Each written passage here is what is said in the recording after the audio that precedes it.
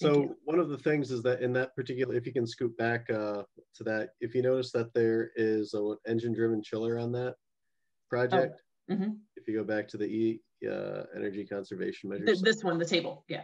Yeah, those systems usually have a closed loop cooling tower, and the number of hours that you could actually run that in dry mode and still get enough capacity out of it to meet the loads is pretty low. It has to be colder than about 18 degrees or something like that. And so that's one reason why you could run the system like that, but the capacity takes a dive is basically what the issue is. So I'd like to have Laura comment, and Keith as well, on that, and just these Massachusetts examples. Why if free cooling could have been an opportunity, and just want you to respond to that particular thing there.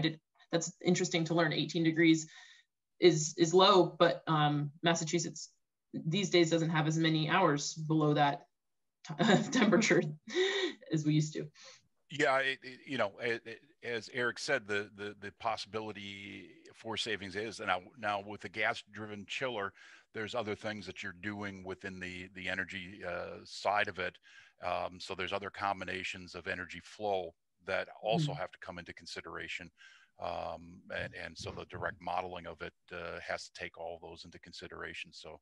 No, it was just interesting to hear that because of the equipment chosen, that free cooling had less of an opportunity. I think that is maybe the takeaway here, is that if the components chosen required, free cooling temperatures that are going to result in lower hours of operation, that's when free cooling may not be as economical.